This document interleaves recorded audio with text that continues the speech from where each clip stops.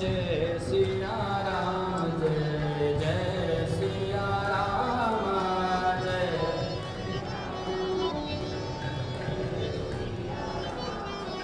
जय सिया राम जय जय सिया राम जय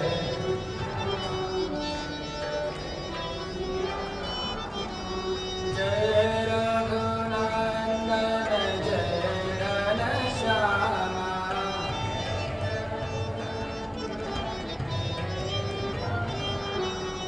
जय रघुनंदन राजा राम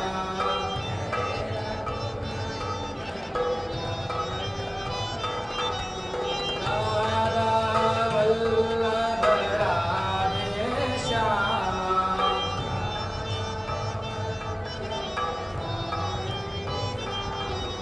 जानकी वल्लभ राजा राम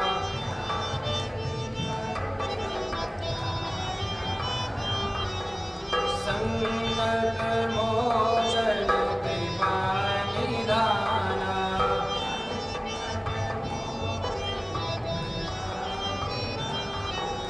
संकट मोचन दया निधान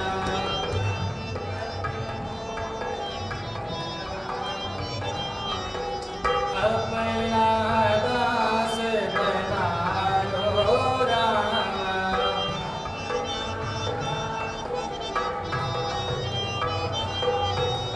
अपना दास बना लो श्याम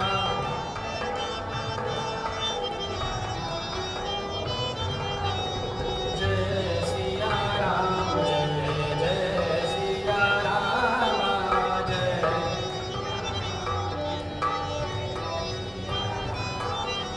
जय सिया राम जय जय सिया राम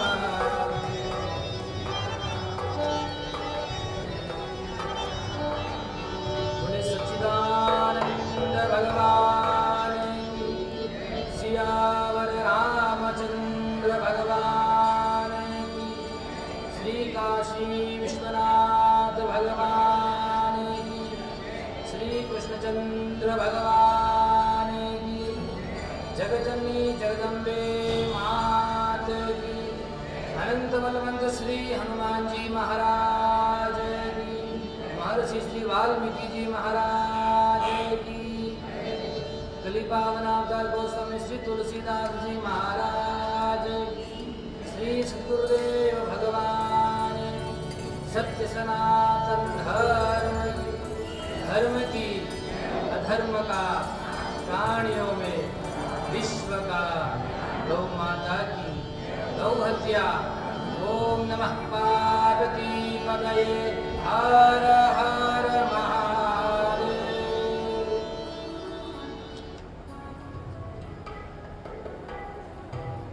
सच्चिदानंद कंद चिदानंद मूर्ति मर्यादा पुरुषोत्तम परब्रह्म परमात्मा के गुरु चरणों में प्रणाम परम पवित्र शिव भारत भूमि को वंदन भारत भूमि में विद्यमान समस्त देवी देवता के गुरु चरणों में प्रणाम प्रातः स्मरणीय अर्चनीय वंदनीय श्रोत्रिय ब्रह्मनिष्ठ पूज्यपाद श्री सद्गुरुदेव भगवान के गुरु चरणों में प्रणाम करते हुए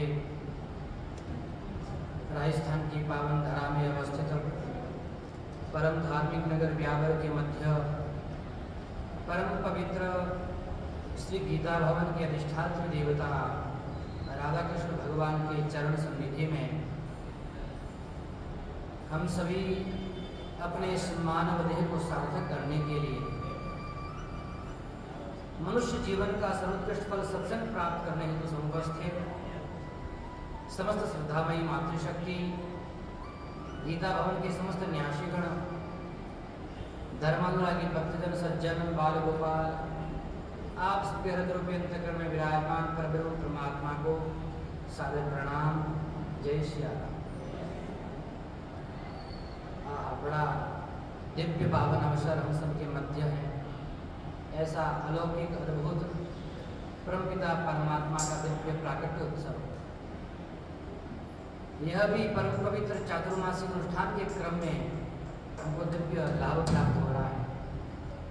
और इस परम पवित्र चातुर्मास के दिव्य अवसर पर हम लोग परमपिता परमात्मा की कृपा से कौशल्यानंद वर्धन राघवेंद्र सरकार के दिव्य मंगलमय स्वरूप वांग्मय स्वरूप श्रीमद् रामचरितमानस ग्रंथराज का पावन आश्रय लेकर ठाकुर जी के चरित्रों का श्रवण कर रहे हैं। उसी के मध्य ठाकुर जी का भी जन्म हुआ, रामचंद्र लला का भी और कृष्ण लला का भी, तो दोनों ही सौभाग्य हम सबको प्राप्त हुए। हम बड़े सौभाग्यशाली हैं। आइए हम लोग श्री राघवेंद्र सरकार के जन्मोत्सव के बाद में समस्त अयोध्या नगर आनंदित है और आनंदित होकर के धीरे धीरे रामलला की बाल लीलाओं का हम लोगों ने श्रवण किया।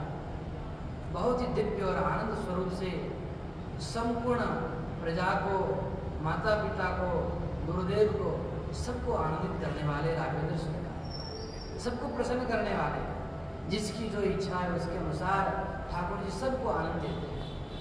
क्योंकि स्वयं जो आनंद सिंधु सुखराशि आनंद स्वरूप है, ऐसे परमपिता परमात्मा का हम लोगों ने बाल लीला को देखते हुए श्रवण किया। अद्भुत रूप से ठाकुर जी बाल लीलाएं करते हैं। तत्पश्चात जैसे ही ठाकुर जी की अवस्था हुई, अवस्था के साथ में उपनयन संस्कार हुआ और उपनयन संस्कार के अनंतर वेद अध्ययन के लिए, विद्या अध्ययन के लिए ठाकुर जी गुरुकुल में गए।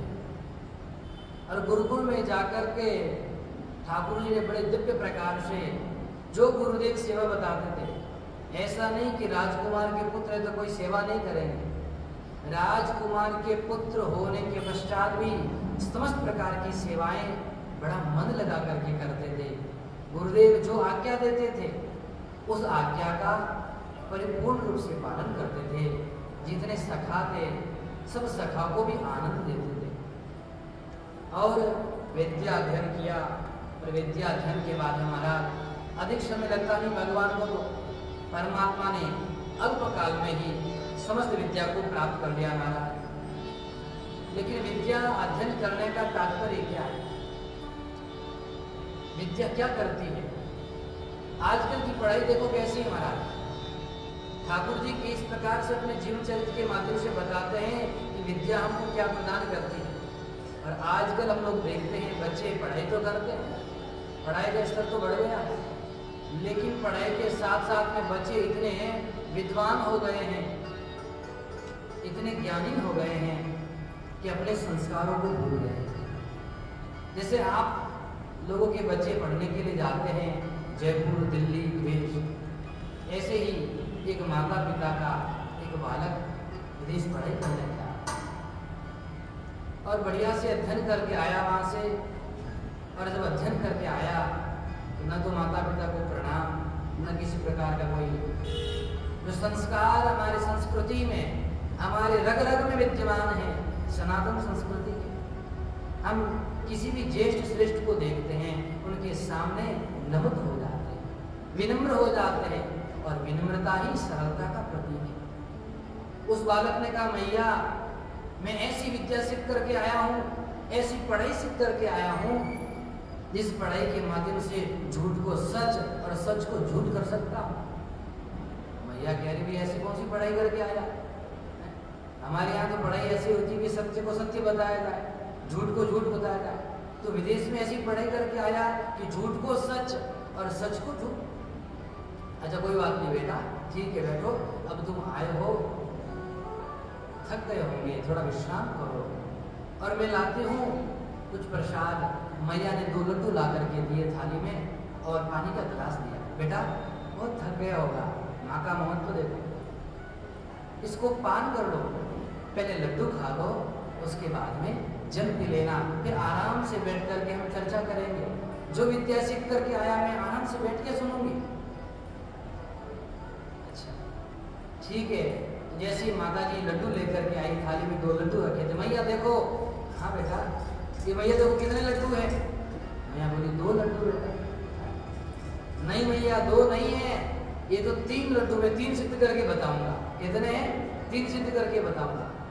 माता ने कहा बेटा 2 लड्डू है, अब थक करके आए हो, चुपचाप खा लो, बाद में 3-4 बनाते रहना। तो नहीं भैया देखो मेरी विद्या का प्रताप देखो, प्रभाव देखो, कितना ज्ञानी हूँ। अच्छा बताओ मैया आप गिनो कितने लड्डू है। तो मैया ने थाली में जैसे लिया, भैया ने कहा देखो 1, हाँ ये 2। बोले भैया ये कितना है? 1 और ये 2 और 1 और 2 कितने हो गए? 3 हो गए। तो मैया को कहने लगा मैया 3 लड्डू है। माता जी कही बेटा 2 ही लड्डू है, 3 नहीं है। माता जी मैंने सिद्ध करके बता दिया। फिर चाहे इधर से गिनो, ये कितना भैया? 1 और ये 2 और 2 और 1 कितने हो गए? 3 हो गए। और पीछे बैठे हुए उसके पिताजी थे। अब बाप तो बाप हो गए भाई, बच्चा कितना ही पढ़ लिख जावे, लेकिन पिता से आगे थोड़ी बढ़ सकता है। पिताजी ने कहा अच्छा बेटा कितने लड्डू है? बोले पिताजी थे ठीक है जरा आपने बता दो। और 2 लड्डू रखे थे, दोनों माता पिता बैठे, बालक भी सामने बैठा है। और पिताजी का बेटा गिनके बता कितने लड्डू हैं? कहा पिताजी 1 और ये 2 और 1 कितने हो गए? 3 हो गए। ठीक है बेटा, 1 तुम्हारी माँ खा लेगी, 1 मैं खा लूंगा और तीसरा लड्डू तुम खा ले। बाप तो बाप, बाप से आगे कहाँ बढ़ोगे? तो इस प्रकार की विद्या जो है आजकल बच्चे पढ़ करके आते हैं, माता पिता को ही झुठला देते हैं। और आजकल पढ़ाई का स्तर कैसे हो गया? 5वीं 6वीं तक पढ़ने जाते हैं तब तो ठीक है, बच्चे माता पिता को प्रणाम करते हैं। जैसे 10वीं पढ़ लिए, 11वीं 12वीं में आते हैं तो महाराज कहते हैं बच्चे की बढ़ोतरी हो गई, उन्नति हो गई। कैसे? पहले झुक करके चरण छूता था, अब थोड़ा सा झुक करके घुटने छूता है। और जैसे BA MA करता है महाराज तो पेट को छू करके प्रणाम करता है, प्रणाम चाचा जी, प्रणाम पिताजी। तो ये विद्या का स्तर हो गया, अर्थात संस्कारहीनता आ गई है, संस्कारों से रहित हो गए हैं। आजकल की विद्या केवल पेट पूर्ति की है, पेट कैसे भर जाए यही सिखाया जाता है। गुरु विद्यालयों में संस्कार नहीं सिखाए जाते कि बड़ों के साथ कैसा व्यवहार करना चाहिए, किस प्रकार से रहना चाहिए, कैसे आदर करना चाहिए। जिस व्यक्ति ने अध्ययन किया और अध्ययन के बाद भी यदि विनम्रता नहीं आई तो महाराज उसको विद्या पची नहीं।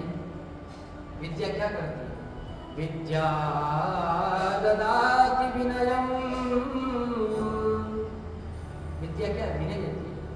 विनयात्याति पात्रता, पात्रता धनमाप्नोति, धनाधर्म ततः सुखम्।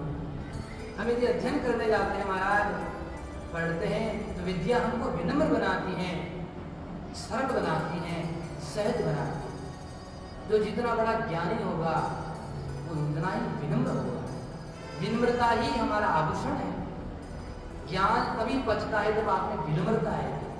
इसलिए अध्ययन करने के बाद भी जीवन में विनम्रता होनी चाहिए, सहजता होनी चाहिए। और आजकल की पढ़ाई में महाराज यदि विचार करे, चिंतन करे तो क्या होता है? 12 वर्ष पर्यंत तो बच्चे ऐसे ही पढ़ते हैं, उसके बाद निर्णय करते करना क्या है। लेकिन ठाकुर जी क्या करते हैं? भगवान यदि पढ़ करके आए तो कैसे संस्कार लेकर के आए?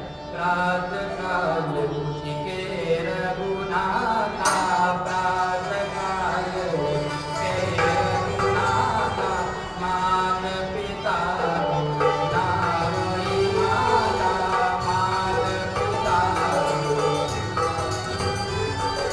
जय सिया राम, जय सिया राम, जय सिया राम, जय सिया राम।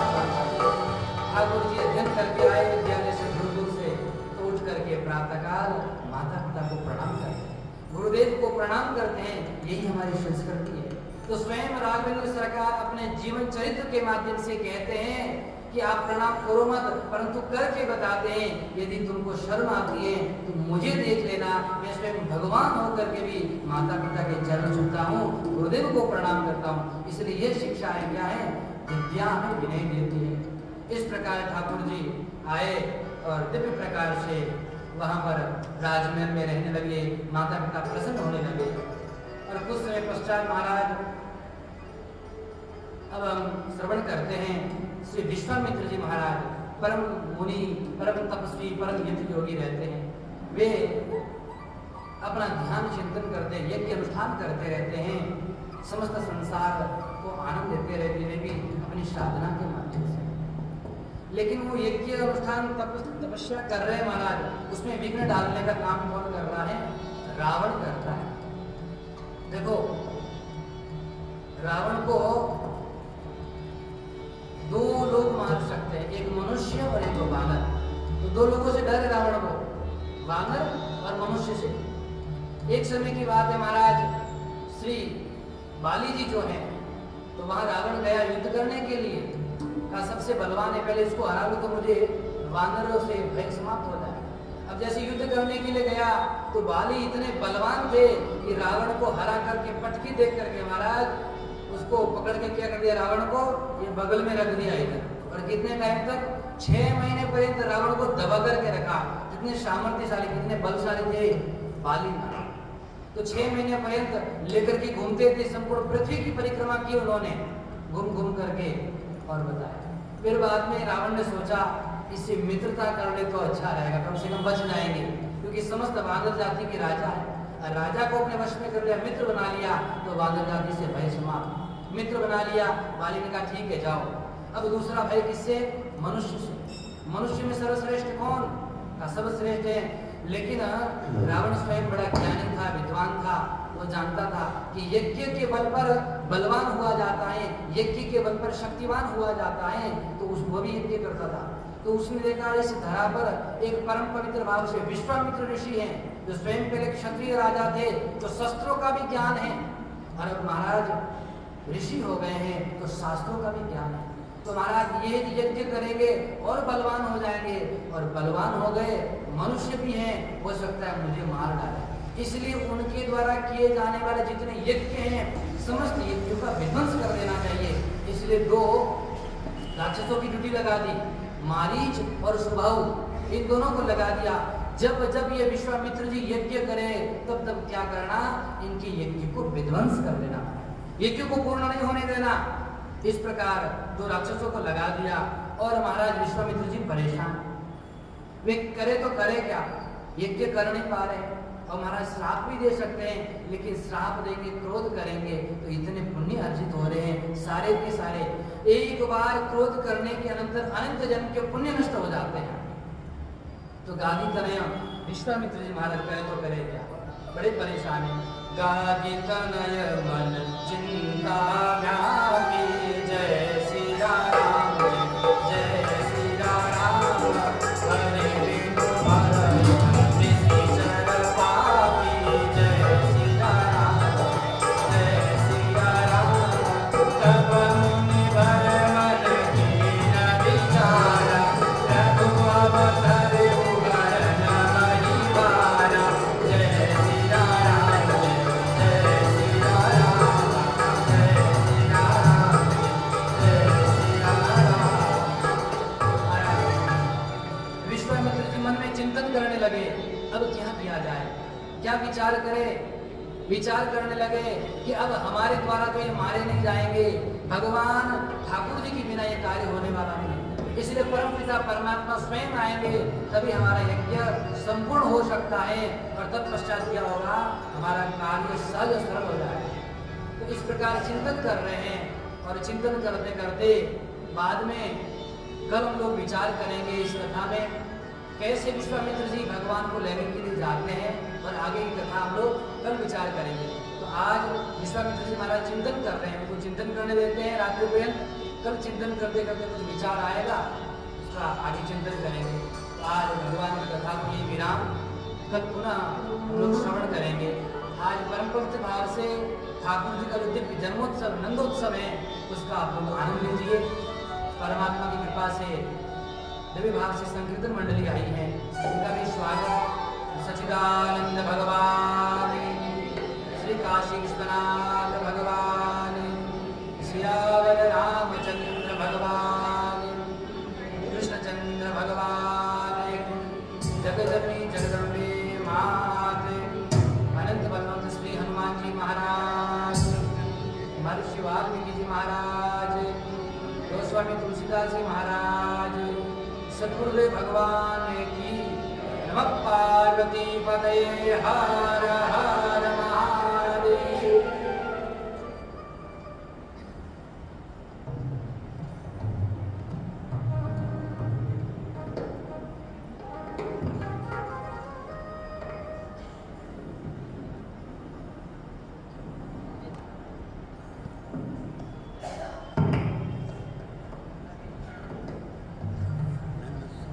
भजन के साथ ही शुरू करेंगे, है ना?